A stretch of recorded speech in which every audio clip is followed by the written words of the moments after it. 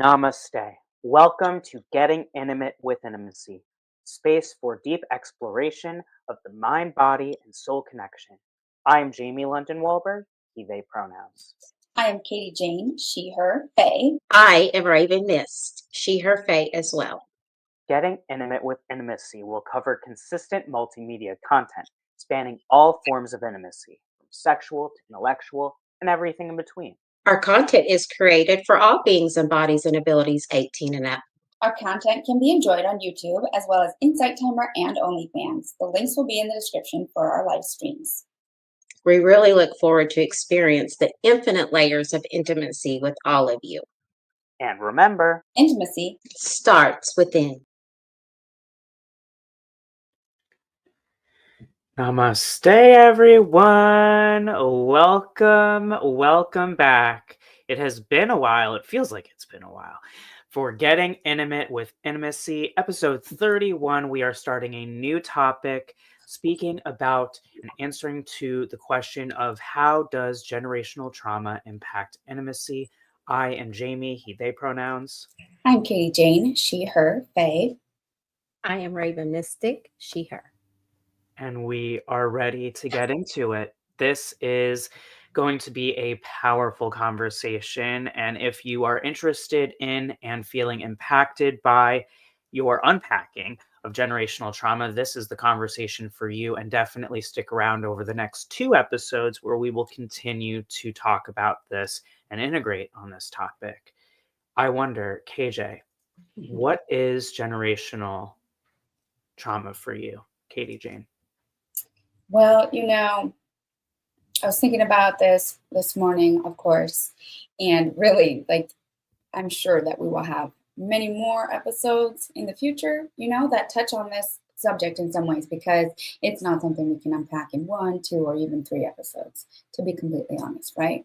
To me, generational trauma has to do with patterns and experiences that happen that are not like the individual that it happens to or have the experience as traumatic in their lifetime don't understand how to deal with that, right? They don't know how to process it.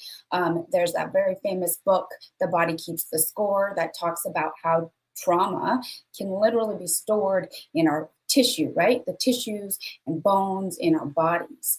And it's also, there's been plenty of research done about the impact of generational trauma, right? Just what we're talking about, that if, say, my grandmother, something happened to her and she didn't know how to deal with it, that got stored in her body and passed on to my mother and then on to me, right? Unconsciously. A lot of these things tend to be unconscious or subconscious, right? And even within, the say me now in this lifetime, me and my parents, they were probably greatly unconscious about a lot of stuff they passed on to me, right? I mean, to me, in my experience, I take that as a given, right? They don't know everything that they passed on because they didn't know, right? They didn't know what they were inheriting fully from their parents. They only had what their parents gave them as examples, right? In this lifetime. So to me, that's a lot of what it is. And I think a lot of people now on the planet are waking up and talking about this exact concept, right? Because people are wanting change. And when you really want something to systemically change, you sit down and say, okay, so what's the root of this? Oh, I see. It's a pattern that was here, right? Generations back.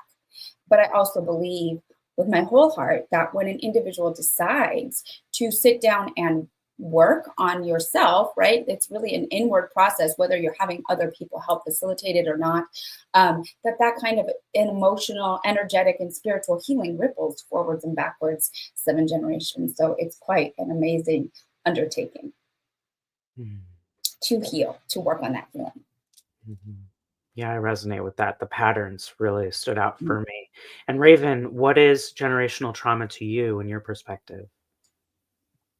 For me, it's really called intergenerational and ancestral trauma. And psychologically, not just your mind, your body, your spirit, your cells. And that's what causes all these diseases the trauma that we withhold, not just in the generations before us, but also the generations that follow us too as well. So we need to be that stepping stone as well. And here comes the observant mode again, because it's always going to be a tool. Like I said, is an unlimited pass excess lifetime with no warranty, with unlimited warranty, right? So therefore, the reason why is because it's about abuse and psychological trauma that they have been subjected to, right? And then maybe and so forth that you are subjected to. But just because you're subjected to that generational ancestral trauma doesn't mean that it's fair for innocent bystanders or anything like that for you to project your trauma and keep repeating those cycles over and over again. It's called shadow work. So very much so. So if we don't dive into the shadow work, how are we going to heal this generation trauma that just keeps repeating cycles over and over and over and over and over? And you come here to come back home to yourself, period, to love yourself, to honor yourself, to respect yourself, to have those boundaries, to really dive into what caused this generational trauma. How can I get to the root of this generational trauma and really do that work? It doesn't take a day. It could take lifetimes after lifetimes. But as long as you understand that and apply yourself and do the work with that, and it's just like peeling back an onion. There's layers and layers and layers to everybody's generation trauma is so different. And it's not going to resonate with every single buddy that you're going to pass on your journey. But a lot of things is that we are not even being discerning or even holding the space to even understand or recognize what other people are going through with their generational trauma. And that's why the world is the way it looks today, quite honestly. So it's about really getting intimacy with your generational trauma and stepping into it and say, my generation trauma doesn't define me.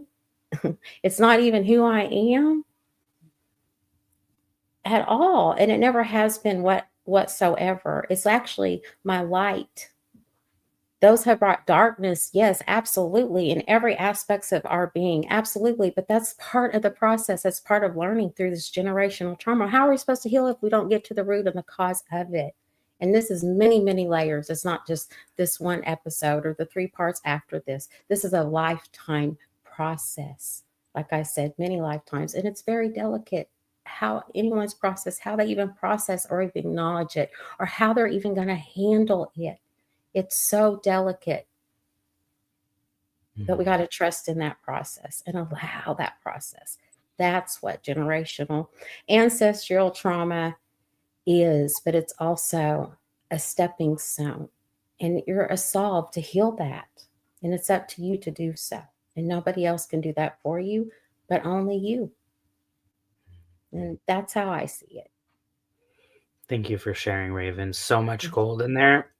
Both of you really spoke to this pattern or cycle. So, right, something continuous, something that is forward and backward. It's all these timelines. It's all these lifetimes. It's impacting more than you, right?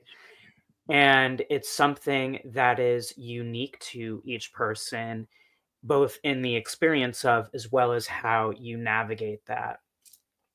My process has of processing through this, and as well, Katie, Jayne, as you said, talking about it even earlier today, right? It's something that we constantly talk about because, as Raven, you pointed out, it's a lifetime process, and I felt like a part of me was like, literally just like a sigh. There's a part of that you feel really overwhelming, right? And there's another component of that that's like, it's like, well, it's not a race, right? So there is no win in, well, I figured it out in 3 years. And you might think to yourself, well, if I figure out in 3 years, then the rest of my life is so easy. No, that's not how that works. That's not how it works. What I feel called to share that I am reinvigorated and inspired by from what both of you had said, as well as what I've been thinking about, is this very clear juxtaposition of how I how my ego once thought of and could still, if I let it go, trail back down that path, could look at this generational trauma versus when I actually get into that observer mode and I pull myself out of the emotions of it, how I really think about it now.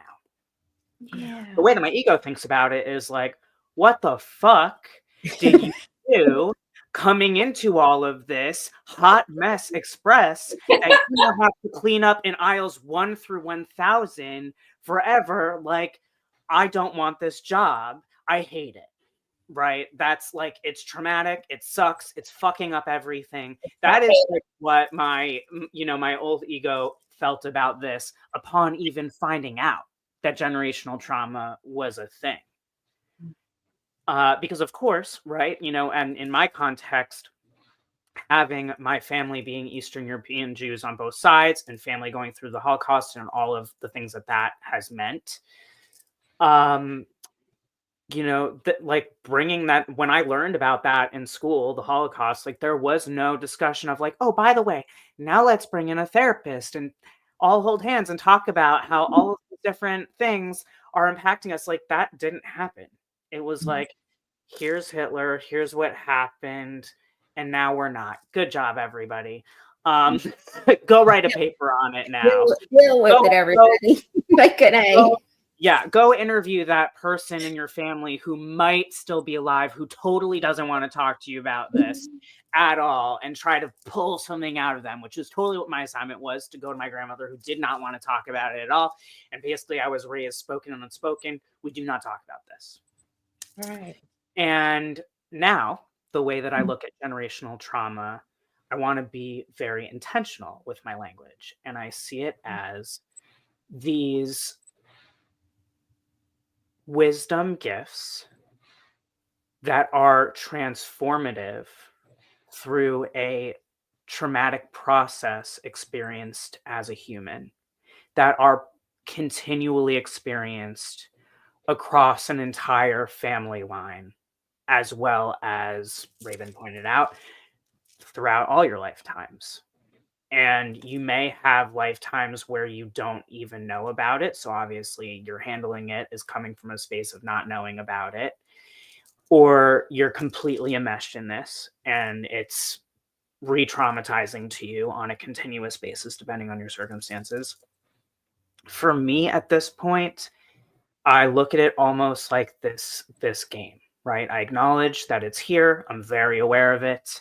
I'm learning more and more about it all the time.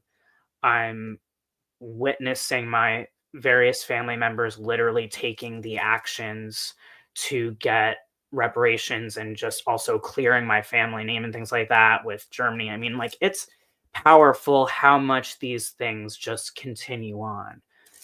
I see it most clearly in the way that I get afraid of losing people, this fear of needing to start over, and this fight or flight response and experiences around betrayal and money. And I have put in a tremendous amount of effort and continue to in doing this. So for me, generational trauma is, in a way, a gift that keeps on giving if you go into the really zoomed out observer mode and recognizing that while this totally sucks, it's also not something that has to suck the life out of you. It can actually expand your life and expand who you are. And ultimately, in a way, it is and it is not about you. It's about everybody. And it's about the entire collective consciousness learning how to be more compassionate, learning how to heal a lot of different perspectives and just get to become more. And from that perspective, I can feel excited about the next day, right? Like that's really what that goes on for me. But know that however you're feeling about your generational trauma right now, and whether you've listened to me and you're like, Jamie, are you serious? Like, that's okay. I don't need you to agree with my perspective. I did not get here overnight. And I'm not saying it's easy and it's fun. It's not fun for me. I do not find it fun. I do not find it enjoyable. I do not find it easy. I just simply choose to, within that realization, as Raven said, it's forever and you have a lifetime. So if this is something you signed up for, then for me, it's about making peace with the fact that you signed up for that. And I'm curious how that may resonate for the audience, and feel free to comment in. We'll be checking in with it all later. But let's continue this conversation a little bit deeper. What we're here to talk about, as always, is intimacy. It's a very intimate process. And I wonder, Katie Jayne, what is generational trauma's impact on intimacy for you? Um, hmm. Well, again, it's so nuanced, right? Because, like you said, we all have a lifetime of experiences and awarenesses, right? And people are on different paths, even within that. Like, when do you become aware of generational trauma? Some people get it really young, and they're like, I don't, I don't belong here. I don't want to do this. I don't want to carry it on, right? They know. And then maybe something happens in their life where they shut down that knowing, right? Something, another trauma on top, and it's too much. So you shut that part down. And then later in life, you're like, oh, remember when I was a kid, like, what are we going to do about that? Right. And like, that's what, like Raven said, it's ongoing, and it's okay for it to be ongoing. I think a lot of people that grow their awareness or go through like an awakening or evolution as adults, we tend to be really hard on ourselves, especially if you're a Scorpio woman. Hi.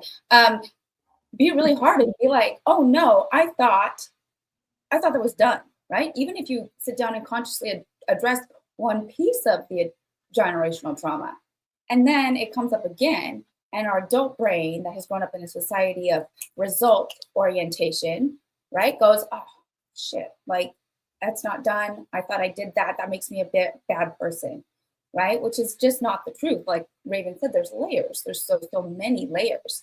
So when it comes down to the generational trauma's impact on intimacy, again, I feel it's very nuanced, and it very much depends on where people are in their life, in their personal awareness, right? Because a lot of it will start out being subconscious.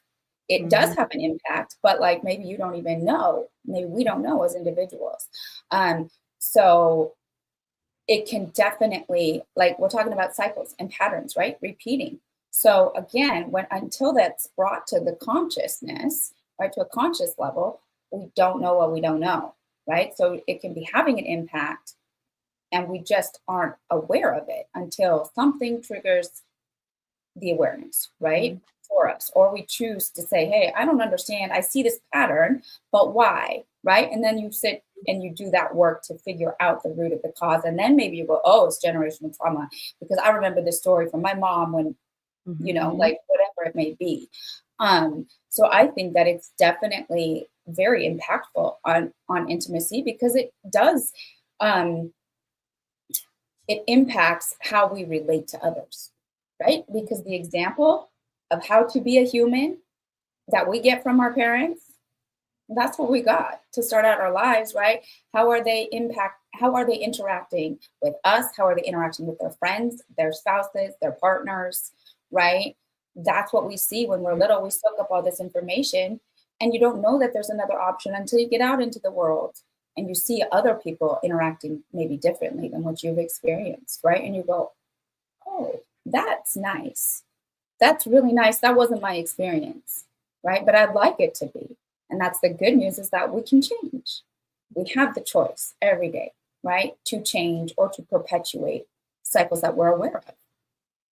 So I think that it's deeply impactful, and just our awareness comes at different times, right, as to how that is impacting me and my intimacy, or even with myself. To me, the biggest impact that I became aware of was to myself first, right? When I first started becoming aware of, or not aware, because I was actually aware from a younger age, of generational trauma, of the concept of generational curses, right? I was taught that in my Christian upbringing.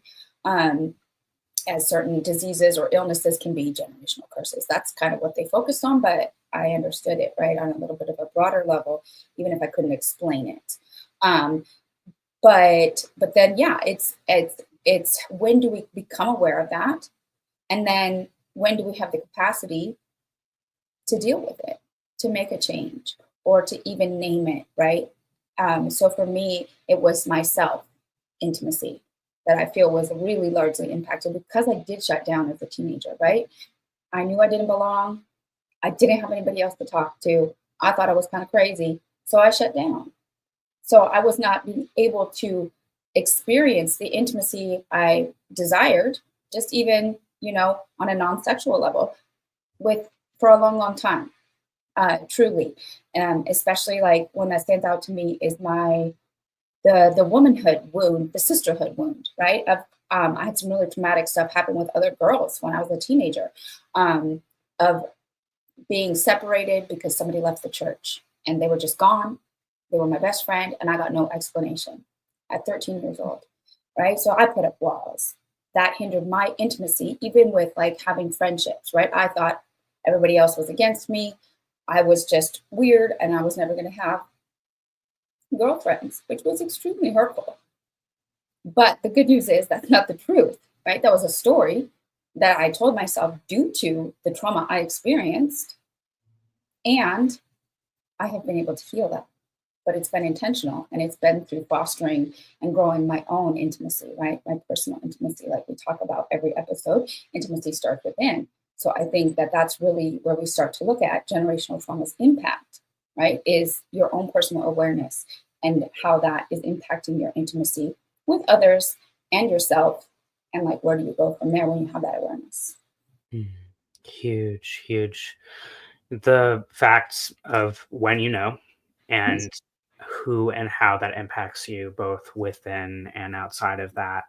And as I was listening to you, I started to, of course, be reminded that when we talk about generational trauma, we're not just talking about the generational trauma that we have within our ancestry and within our lifetimes. We're talking about also among the actual generations as humans, like the pandemic times and things like that. Raven, what is generational trauma's impact on intimacy to you? Well, for me, as I was a child too, and me being very introspective as a Virgo rising. It's Virgo season. Happy Virgo season, by the way. I'm very much embracing this. So, as me watching and dealing with a lot of phenomenon in my family, right? And just watching the sisterly rivalry, the jealousy, the animosity, being prejudiced and being a hypocrite and just doing the things and not embracing any of their abilities whatsoever.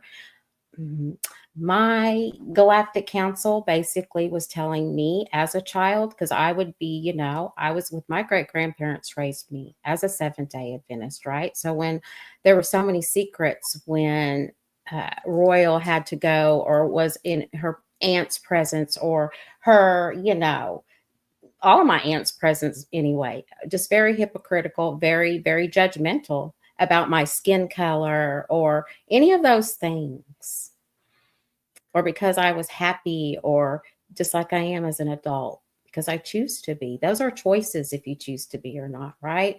But those things and how it affected me also too, of having best friends too, as me in the church, and one had to move away because some things weren't going so good in the church because there was some affairs going on with the preacher and things, right? And they switched and went off. So, there she goes, right? So I do understand that. But as far as Raven goes, for me, it's kind of been that way.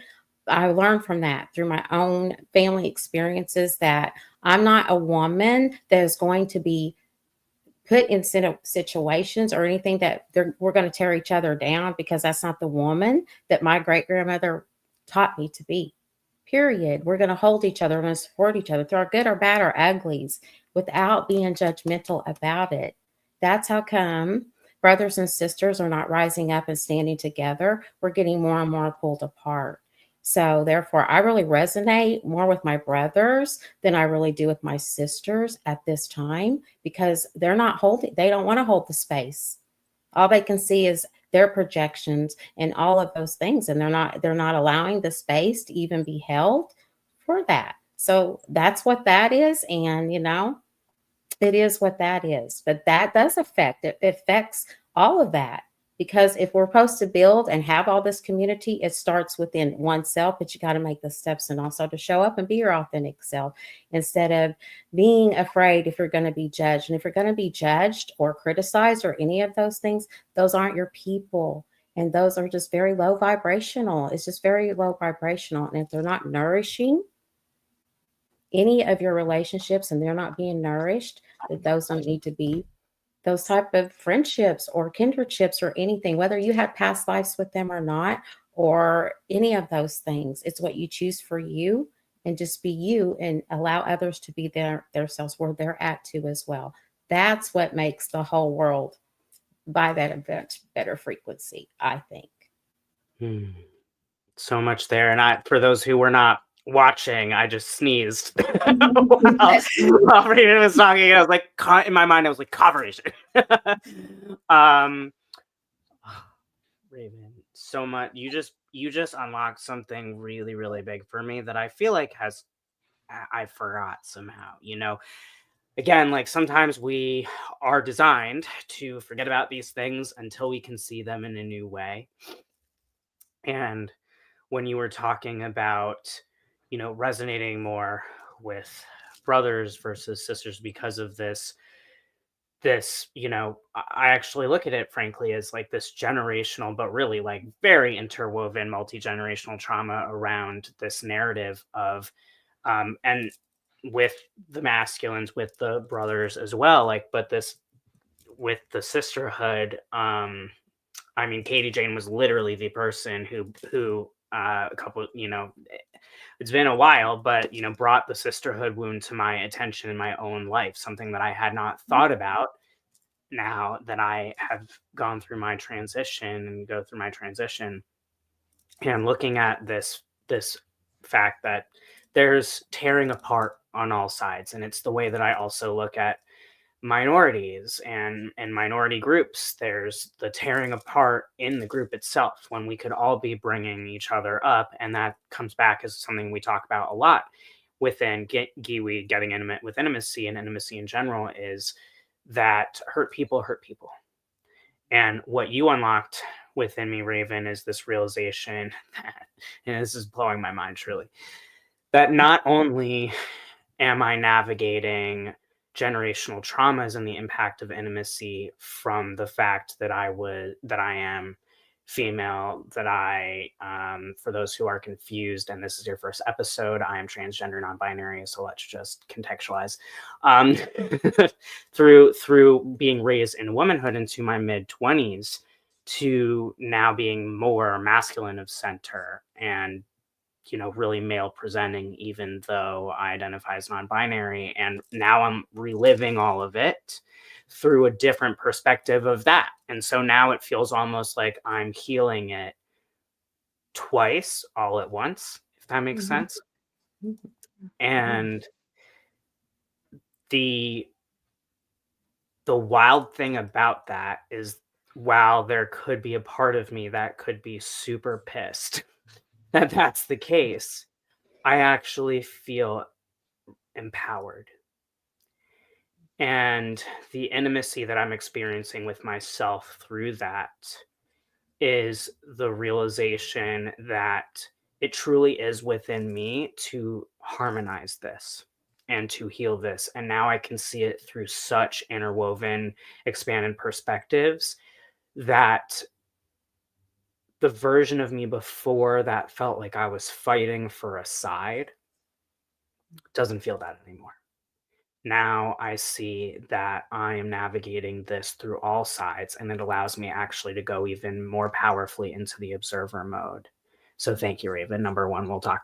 I'll give you more thanks another time when we could talk about that. But this is profound, and I actually see also the intimacy within myself and feeling that empowerment right now is acknowledging that part of my role in humanity and my purpose in this lifetime of anchoring the remembrance of unconditional love in the Gaia and the collective is that makes that more possible.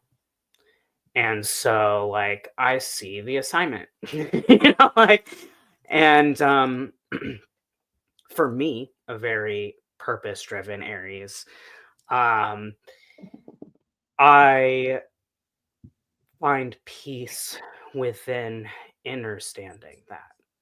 And so the generational trauma's impact on intimacy is so much more multifaceted than the shutdown, which is super valid and real.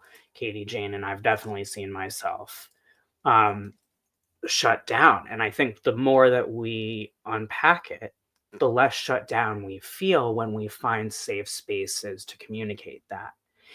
And if I am able to see all of the sides, then I feel like I can be one of those many who can be that pillar of stability in harmonizing and seeing all. And I feel like the impact on the intimacy with others there is getting deeper. Being someone who people feel safe coming to and communicating about these things and healing with about these things.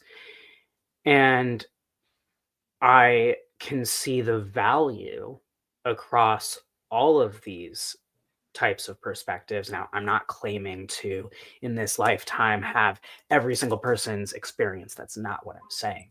What I'm saying is that on the large in humanity and society and the way that we look at the way men should deal with their emotions and navigating traumas, and women should deal with their emotions and navigating traumas, all of that unpacked BS that's become our reality that needs to be addressed. Oh, that rhymed. Is also to come into this space where there's a possibility of teaching. And actually, that this I'm gonna close before we move forward back to Katie, Jayne, on the next element of this. I want to read. Hopefully, I can find it because I wrote it. Here it is. Okay, I had a download earlier today when I was thinking about generational trauma. Everyone is helping you. We are all one and we are all one another. So everyone being a student and teacher makes it possible for everyone to be a student and teacher. Humanity is a symbol for the expansion and life cycle of wisdom. And so that is what generational trauma's impact on intimacy is right now for Real me. quick, Jamie. It's coming your way. I know, but before we jump to the next question, I just wanted to say, while you were talking, it was also something that you said earlier, and the key word is expansion. So we're talking about what is generational trauma's impact on intimacy, and we have talked about the negative, right, impact and how how these cycles can be perpetuated, right, throughout generations. And you did also say earlier, it offers us this chance for expansion, which is so true, right? But that all comes back to awareness, right? When an individual has the awareness, then there is that possibility, so much possibility for expansion. When we decide to rewrite the stories or to alchemize and harmonize these traumas with love, right? Because I also resonate, like Jamie said, with being here to anchor more of the unconditional love, that frequency of unconditional love and compassion for humanity onto the planet. So every time one of us collectively wakes up or has this choice point, then there's that possibility for the expansion and healing that we're about to talk about. So yeah, the next question is, how can we heal our generational trauma? Again, a super multifaceted subject, and I'm sure we'll get more into that also in our next episode, because there's so many different tools and paths and ways that people go about healing, right, of any sort. And so I think that it each of us will have very different answers, right? Some similarities for sure, because we're soul family and we have similarities, and differences, and valuable differences. I think, of course, it starts with self-love. Because as I mentioned earlier, that was my realization was, wow, this stuff has really impacted me, my ability to be intimate and know myself.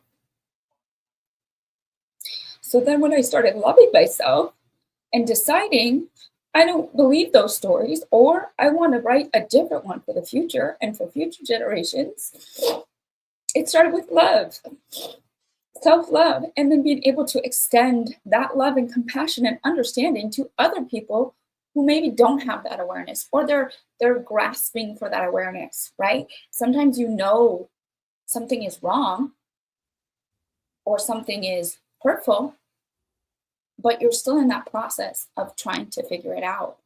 So other people, in my experience, I have been blessed, right? The universe has put people in my path that are a couple steps ahead of me that say, hey, I see what you're going through, right?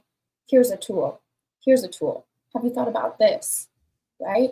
And so as well as loving ourselves, the other part of generational healing is speaking our truth, which is not easy for many humans. You can say this and that about zodiac signs, but we're all humans. It's not easy, especially in our society. I think at this point in time, so many people are scared to share their truth, and understandably so when we look at, when we zoom out to that perspective of what's going on around us in our society, in the world. Many people are still very scared and frightened to speak and live authentically. And that's also something that I hold the vision, right, for the future, for people to live without that fear, because it's so impactful. Like my personal journey, I have found so much freedom, right? When I chose to love myself, when I chose to work through some of my traumas, and it's ongoing, right? But the more that I love myself, the more that I speak my truth, the more healing is possible for me and for other people, because we are a collective. We are, many of us, experiencing similar things, right? Whether it's things that are labeled good or bad, right? And so we're having these experiences and we're looking for that validation. Of course, we talk about validation should start within, but sometimes you need that help outside first, right? In that process of self-love, it's very healing and helpful to have community, right? So then to be able to lean on your community, to ask for resources, right? So that's kind of like, I know I haven't really said like specific things, but Raven, as far as tools, I'm talking about tools for generational healing, right? Raven mentioned shadow work. That's a huge part of it, right? Being willing to sit with and integrate our own shadows, right? First and foremost, we all have light and dark. It is what it is, right? And making the choice to integrate and to move forward and to not stay or sit in the shadows, right? Forever. That dance that is life, right? We're dancing with our shadows. I like that concept of it, right? If you think about dancing with our shadows, and then it's also more fluid, right? Like Raven has also brought up, it's ongoing. We all have our different life paths, right? Things are gonna ebb and flow. But another pertinent thing that has been like on my mind this week and showing up in different places outside, like that I've seen and I've heard, is talking about this concept of I don't need to fix myself. Also, we're talking about this is heavy stuff. It's real, and just by being born, we are whole, perfect, and complete, right? I know Jamie and I have talked about this many times together and in other spaces, right? We are all worthy of love and life because we're here, and that was a big aha for me. Also, when I heard somebody else say that for the first time, right? Because we're human. There's going to be flaws. As individual humans, we are quote unquote flawed, right? Nobody is perfect. And that's part of the beauty of this journey, right? Is to say, hey, I have this part and I have this part. How can I integrate these, right? How can I, and then the more that we work on that harmony and balance, you might not even be thinking about healing. Maybe you're just choosing to do what's good for yourself. And you do that every day for a week, a month, 3 months. And then 6 months down the line, you're like, that same trigger comes up and you're like, unfazed. Great, right? And it's not that easy for everybody or for every situation. Everything is situational, right? And there are little t traumas and big T traumas, right? Also, there's different layers, like we have been saying. But I think it really starts with self-love, and then looking for different tools, whether that is shadow work, whether it's journaling, whether it's grounding, spending time in nature, sound healing, crying, asking somebody else to just be with you while you cry, or while you process, or take a walk, or connect with your animals and loved ones, right? There's a lot of different facets and tools, but to me, I think, and I know that we all agree, that it comes down to starting with self-love. Absolutely. And then that extension of love and compassion. Compassion is key, right?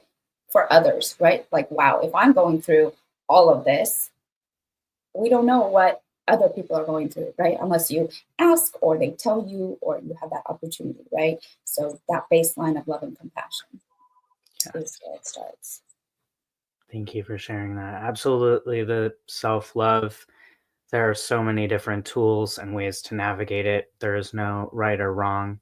And that shadow allows for us to make that choice in a way. If we didn't have duality, if we didn't have also the in between, we wouldn't have all of these choices. Raven, how can we heal our generational trauma? By respecting it, honoring it, being knowledgeable about it, having awareness is the most important thing. And that's literally the key. But also knowing that this is a duality world, my loves. This really is a game of life, and then you're the main player of your game. So how are you going to play it? Are you going to play the victim? Or you are a warrior in the spiritual warfare that we literally chose to be up here? Right? So you are the sword of truth unless you choose to do so, or do you want to be in self-deception? Right? Because you're not going to heal thyself or know thyself if you really dive into your shadows. But also, it's called muscle testing and those things. It's called resetting your nervous system. Raven really goes in that, and I do some sessions with that big time, because that's where it starts. You got to reset that nervous system, baby. And it's called Uranus, if we're going to talk planetary things and such. And it's very unpredictable. And expansion, you guys were talking about expansion, that is Jupiter. Jupiter is all about expansion, not just about luck. And Jupiter is really hard. It's authority, not just like Saturn, but it just is. So it's really playing vital roles in all of our charts right now, quite honestly. But yes, and self-discipline. Self-discipline of knowing, hey, man, yeah, I really don't know what people are going through, but you build that community, and you can create that container and have that safe place, which Raven does that a lot, multiple times a week. You're more join me if you want to. That's up to you. But yes, absolutely. That's where it starts, because people need to know the real you, the authentic you, not infomercials about what you're really doing or all of those things. They want to know the real you. How are you walking through it? What are you really going through? How are you alchemizing those things? And that's where it starts, by building that community, because Pluto is the destroyer and destruction. So whatever is not in alignment with each and every one of us, Pluto is destructing and destroying what is perfectly out of alignment. So if you're not in clarity with your own self and the people and energies and getting stuck or whatever that is in quantum entanglements, then that's what you have to literally, it is within, and be that observer, and do not be a judge about it. Just sit. And how am I going to alchemize it and anchor it down and be neutral about it? Because that's really how it's going to be here with the game of life in this duality that we are embarking on. We always have been here in this realm. But this is not just This is not the end, and it never has been, it never will be, right? It's the adventure, and it's not even about no destination, and it's not even a race. Like I said, it's a process and just a journey and walking through it. And there's so many good things about our generational trauma because it brings us blessings and lessons, and it helps us transmute and alchemize those things for the next 7 generations behind us too as well. And namaste. Thank you. Yes, I agree that we very much are in this world of many different perspectives and experiences that come up against each other. And I love what you said about respecting. The thing that comes up for me immediately is facing it, right? Whether we call it awareness, whether we call holding it on, or whether we actually act upon it. I think that if we do not face it one way or another, nothing is truly going to happen. Nothing is truly going to change. Something that I've been thinking about listening to both of you, especially something that Katie Jayne had said earlier, which is thinking about, I personally have been observing and feel that we have more people alive than at least we have in probably thousands of years who are currently signed up to heal and be the ones to close the cycles of their generational trauma, as well as their generational trauma through the lifetimes, their karmic.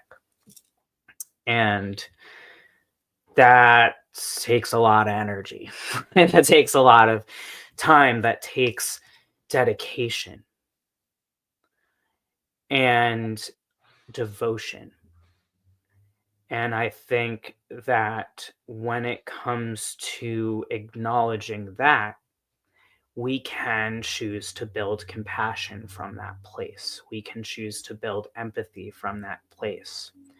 And in order for us to heal from our generational trauma, we need to face it from these perspectives.